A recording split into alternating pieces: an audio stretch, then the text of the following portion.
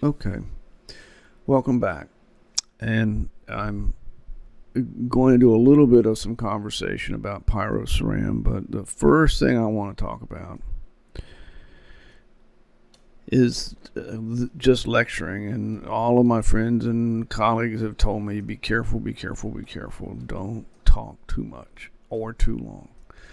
And to me, this is how I perceive it. We've got a clock drawn here. I just made a little drawing on a piece of paper and put it into SketchUp so I can reference it. But I've got it all put together where here I am. I'm talking into the microphone. It's recording, and they've got a piece of rope on me tied to my foot so that I cannot go back here and get a hold of the rudder and steer the boat to any place other than a 5-minute discussion. And in my mind, as I look at this up here at 10 minutes and 15 minutes and 20 minutes are all these people. They're waving me on. They're saying, keep talking, keep talking, keep talking. But I'm not going to do it because that's what has been recommended. On the topic of pyroceram, I have gotten some documentation for you. This is where the article is. This is an article in pyroceram.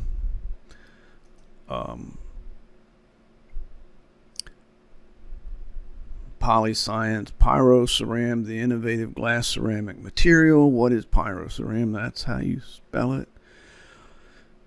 Properties.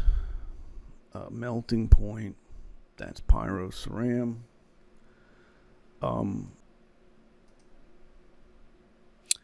This is the fabulous stuff called pyroceram. It goes back to 1957.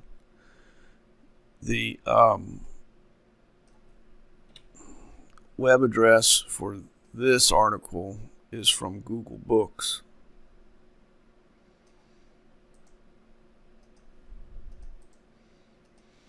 And here's the web address for this article.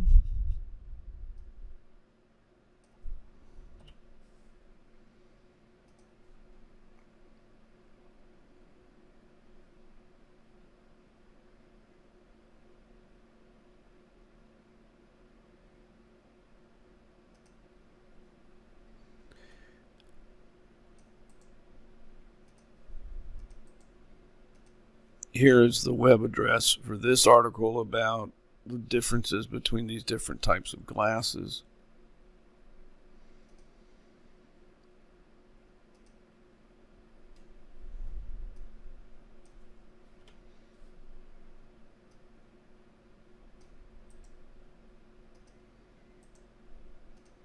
Here is the web address for this discussion of this commercial company that's telling you about their different glasses.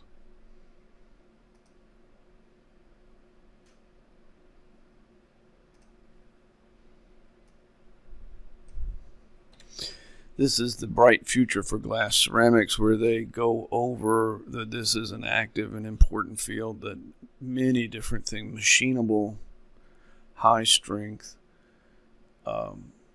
melting point, the fact that you can use it in a place where it could easily be put into a hydraulic cylinder.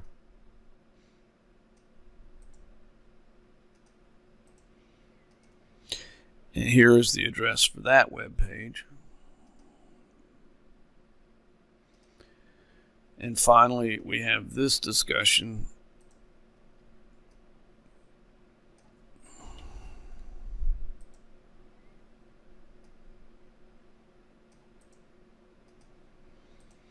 And the only purpose of showing this discussion is that you can have alloy stainless steels with a variety of properties, but one of the properties that you can use,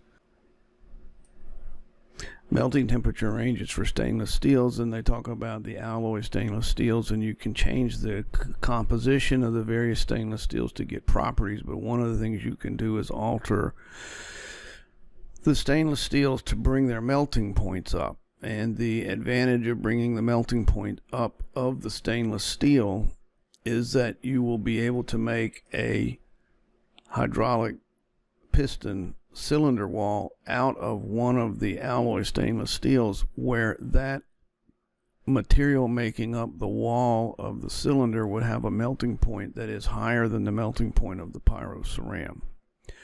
And that is the